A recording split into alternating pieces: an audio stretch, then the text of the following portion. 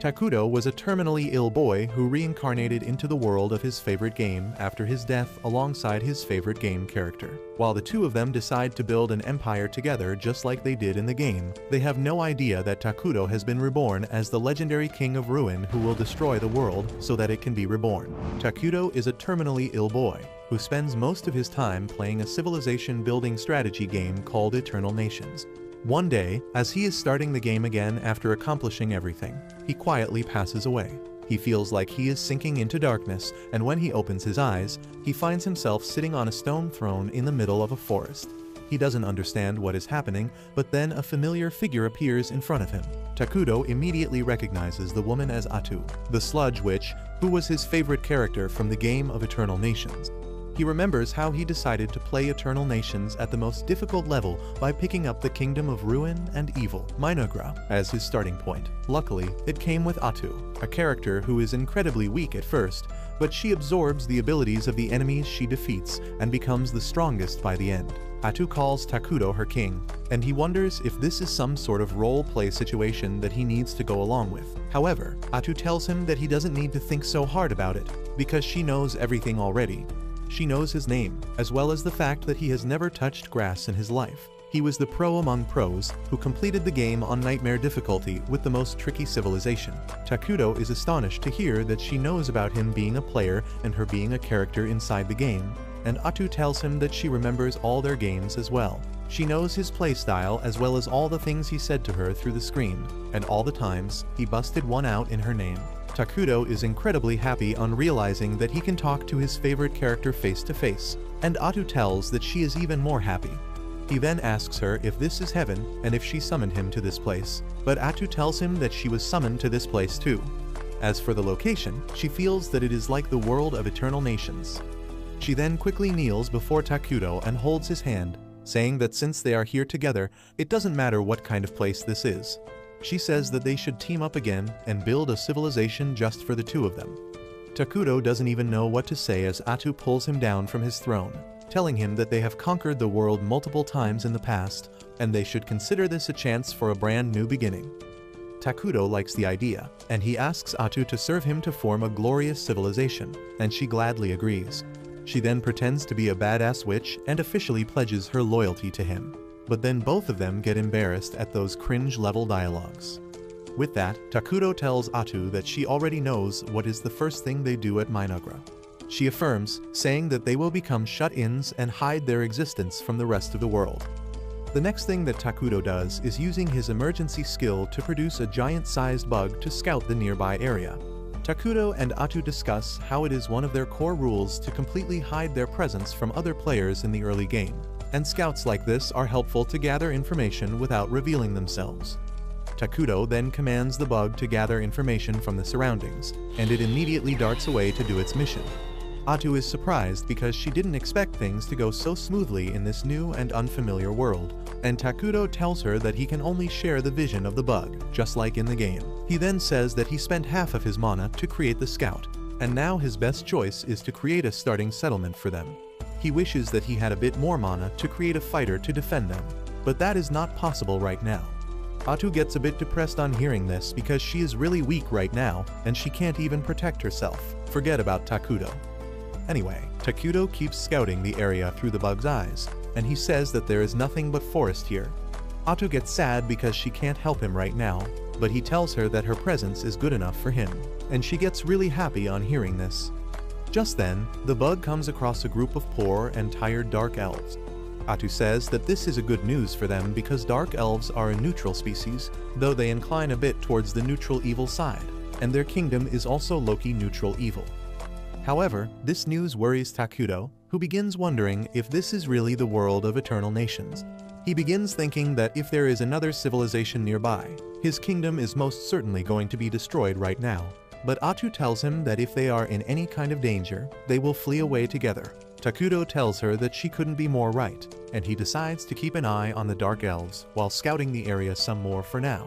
While they are doing their silly chants and celebrations, a group of Dark Elves suddenly arrives there. They are as shocked to see Takudo and Atu as they are shocked to see them, and Atu decides to put her life on the line if her master is in any sort of danger. Turns out, the leader of the Dark Elves, Gia, was on a mission to find food for his people who are too tired and hungry to move.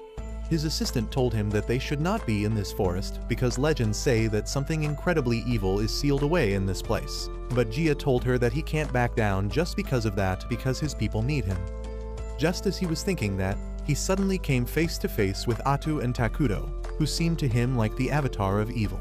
He is struck with fear as he can only see a black silhouette in place of Takudo, and now he is sure that the stories about something incredibly evil in this place are not false. He thinks that if he makes a mistake here, his entire clan could be wiped out. So he quickly kneels before Takudo and introduces himself. His followers do the same, and then Jia apologizes to Takudo for trespassing in his territory. Atu suddenly starts acting like a gangster and says that it is good to see that they know their place. She asks him why did the Dark Elves come here, and Jia begins his sob story to get some sympathy. However, Atu gets bored and tells him to get to the point quickly, scaring the shit out of him. He immediately tells her that his clan was banished by the council, and they are being persecuted even now. Suddenly, Takudo asks him if they faced great difficulty, and Jia freezes from panic. However, when Atu tells him to answer the king's question, he explains that their clan was punished unjustly, and they were forced to enter these cursed lands to stay safe.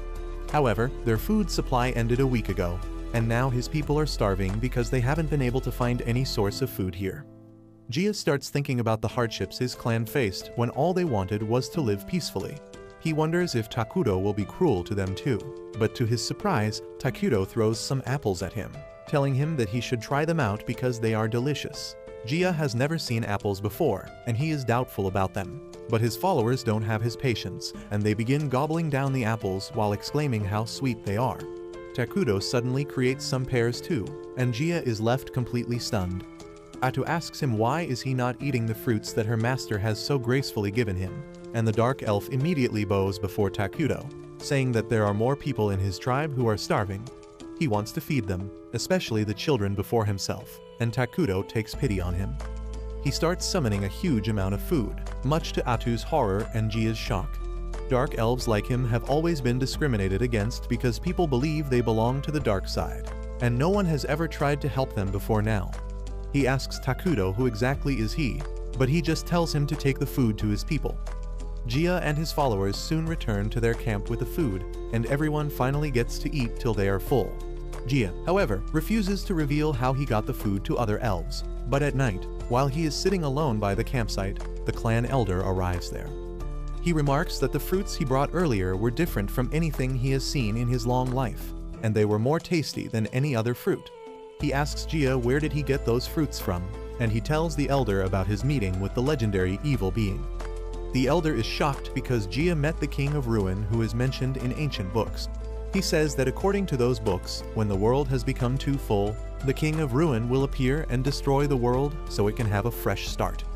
Jia feels like Takudo meets the description of the King of Ruin, but truth be told, he couldn't even understand a single thing that Takudo said, and he only acted on hints that he got from Atu's behavior.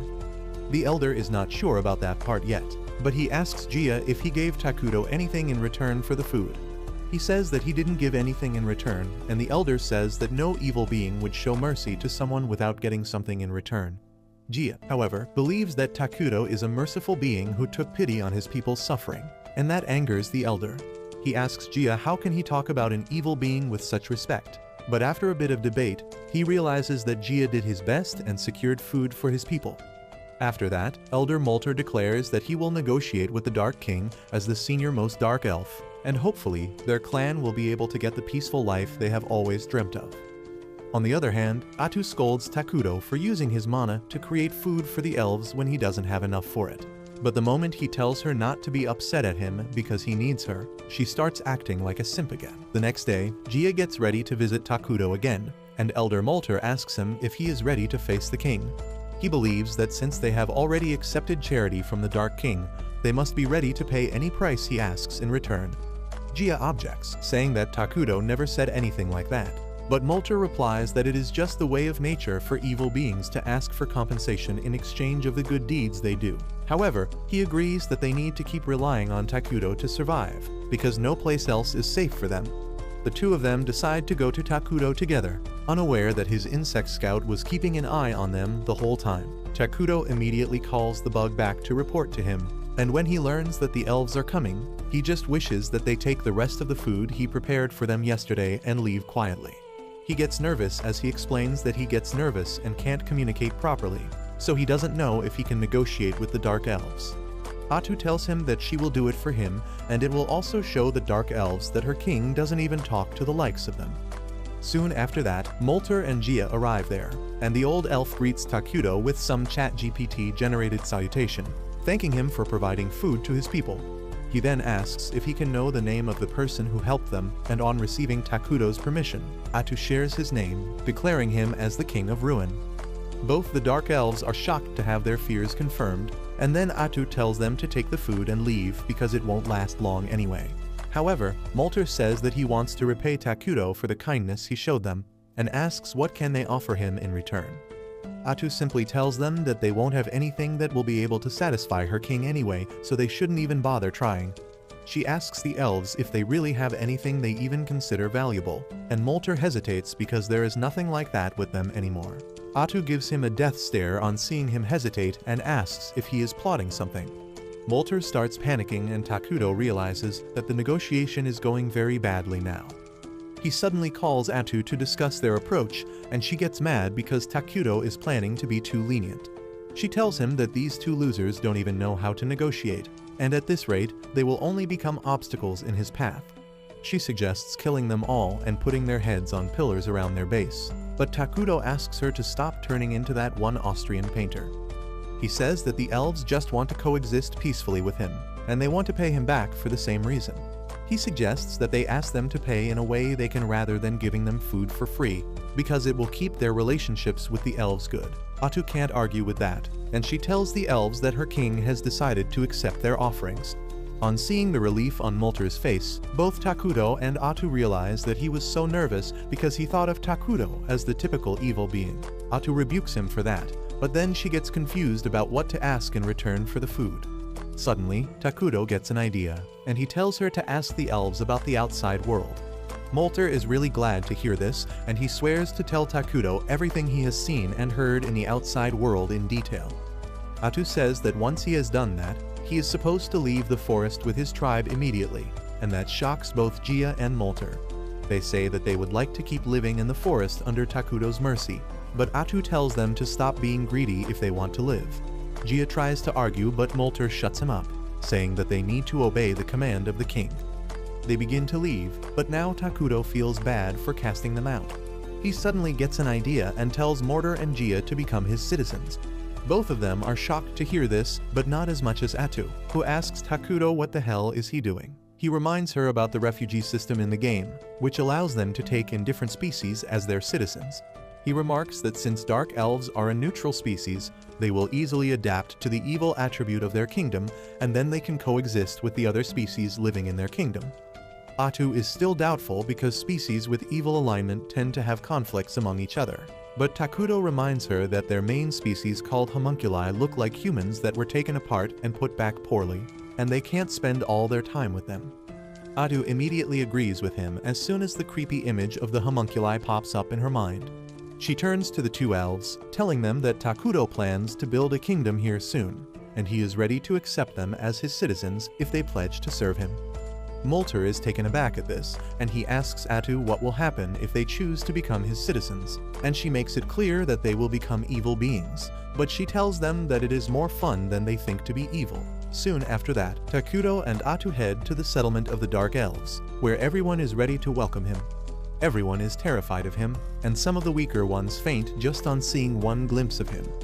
Takudo takes his throne with Atu by his side, who tells the Dark Elves that now they are going to become the citizens of their kingdom Minegra.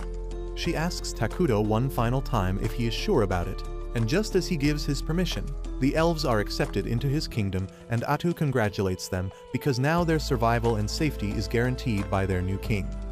Gia wonders if that is all because he doesn't feel any different even though he should have become an evil being. Suddenly, he regrets his words as intense hatred erupts inside him and the other elves. They think about the people who hurt and prosecuted their kind and are filled with the desire to get revenge, and the two normal elves with them are worried about them. Seeing everyone suffering, Takudo asks them if they are fine, and Gia is moved to tears on realizing that someone cares for him and his people now. The Dark Elves start cheering on Takudo with tears in their eyes, and he is low-key overwhelmed by this. A few days later, Takudo receives a map of the continent from Molter, and he crashes out just as he sees it. Atu asks him what is wrong, and he tells her to look at the map and see what a shitty starting position they have. They are on a continent where two huge and powerful civilizations are already present. One of them is the Holy Kingdom of Qualia, a nation of humans who worship the god Arlos, and they are a hardcore good alignment civilization. On the other hand, there is El Nan, the alliance of elementals where elves who worship nature live. They are also aligned to the good side, and Atu panics on realizing that if they find their kingdom, they will quickly erase them. She crashes out along with Takudo, but then he calms down, saying that as long as they are not discovered, they can become stronger. He says that in the game, their main species homunculi are really dumb so they can't do much research, but now that they have dark elves, things should be better on that end. Soon after that, the Dark Elves pay him a visit, and this time, Gia has brought along his assistant Emily with him. He tells Takudo that Emily is a smart nerd, who knows a lot of stuff about other kingdoms, so she will definitely help him out more than them. Atu tells them that the king is pleased with their dedication, and then declares that they are going to take up important jobs from now onwards because it is what Takudo wants. First, she assigns Molter the duty to look over the internal affairs of the kingdom, and says that she has high hopes from him because she has learned that he knows magic as well. Next, she makes Gia the head warrior of Minagra and tells him to build up a strong army so that they can defend themselves.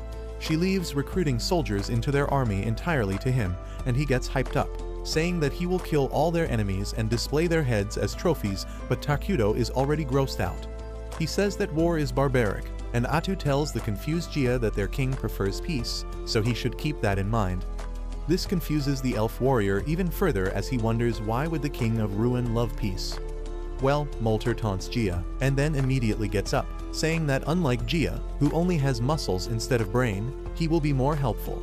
Gia takes this as a challenge, and he tells Takudo that he is young and strong, so he can work more without rest. Atu doesn't realize that they are just competing to get Big Evil Daddy's attention, and she thinks they are workaholics. She asks Takudo if they should give them a mission to collect resources, and he suggests that they should order them to beautify the terrain and create some houses. Atu immediately conveys this to Molter, telling him to gather enough timber to build homes while leaving the forest mostly intact. Molter says that he will immediately get to it because dark elves are forest dwellers originally. Takudo then tells them to reforest the parts they cut out, and this confuses the elves because they haven't heard the term. Takudo realizes that their civilization might not be as advanced as to understand reforesting, so he asks them if they know about military magic or the 6 major elements. Molter says that he only knows about the 4 major elements, and Emily says that she has never heard of any country using military magic. Takudo and Atu realize that this world is much more primitive than they thought, but it is actually a good thing because once they progress their magic technology, they can quickly overtake other nations. Atu then explains that reforesting means growing new trees in place of the ones they cut off, and the Dark Elves say that they do that too, but they can't use magic to grow them quickly. Atu says that reforesting uses the 6 major elements to quickly grow the tree, and she suddenly gives the credit for this discovery to Takudo, even though it is a big fat lie. She keeps glazing Takudo, saying that he created the unique fruits they ate earlier, and how grapes are her favorite. Emily agrees with Atu and says that she tried planting the grape seeds and some plants have already sprouted. This comes as surprising news to Takudo, who didn't think it would be possible to grow anything here. However, he quickly realizes that he could create the fruits from Earth here with magic, which means he might be able to create other things. He tests his theory out by creating a coin, and realizes that he can create gunpowder and other science stuff. In that way, he can advance his civilization much faster than other kingdoms. Meanwhile, in the Holy Kingdom of Qualia, things are starting to stir up as well. Saintess Selena is leading a group of knights to the foothills covered with snow to deal with some monsters that are a threat to the villages nearby. As soon as she sees the goblins running towards her, she points her staff at them, turning them into ash with her holy flame. The holy flame vanishes into the clouds after destroying the monsters, and as sunlight falls on the scorched ground, flowers sprout there. The Knight Captain tells his men that Selina's ability burns evil-natured monsters and creates a flower bed in their place, and she is the reason they have a friendly relationship with the elves. After that, Selina tells the Cardinal that he should send paladins to the south instead, because she recently had an omen about something terrible happening in the Cursed Forest. The Cardinal refuses, saying that the Cursed Forest lies at the farthest end of the continent, and he needs permission from higher-ups to deploy paladins there. Selina threatens to go there herself if he can't send anyone, and though the Cardinal tries to fight back, he backs down and promises to send the soldiers he can personally mobilize. At the same time, Takuto and Atu are busy with developing their territory, starting with building some houses for the Dark Elves. A temporary throne room has already been built around Takuto's throne, and he is eager to hold meetings and conferences with the important citizens of his kingdom. Just then, Molter, Gia and Imle arrive there, and Atu tells them that they should immediately start their first council meeting. However, Imle has a gift for Takuto before the meeting, and it is an outfit that makes him look like a femboy. He is glad to receive the outfit because his clothes were getting dirty, and he thanks the elves for that. However, the elves see no change in his appearance, but they trust Atu when she tells them that Takuto looks great in the outfit they prepared. With that out of the way, she starts the council meeting, but Takuto is too busy fanboying after himself. Atu decides to continue the meeting without him and consult him whenever they need any input, and Takuto is completely fine with that suggestion. As the meeting starts, Molter asks Atu what kind of buildings should they make first. She tells him that they should start with food production facilities, and then pulls out a creepy-looking plant which is going to be their main source of food for now. The elves are grossed out on seeing the plant and ask Atu to explain what exactly is it. She tells them that it is the flesh plant, which is unique to their civilization. She explains that the plant can produce meat which tastes like human flesh, and it is quite nutritious. The elves are taken aback on hearing that, and they say that they don't really eat humans, but Atu tells them that the flesh plant is just for the starting phase, and soon they will have other types of foods available to them. She then says that they must also create storehouses and management sheds along with the farms, and Emily decides to take up that job. After that, Atu moves on to the next item on her agenda, which is research, because acquiring advanced technology is especially important for small nations like theirs. Molter asks her what sort of technology should they focus on, and she tells him that they will research magic technology. Takuto is really excited to see that happen, and Molter says that as a mage, he will do his best to impress him.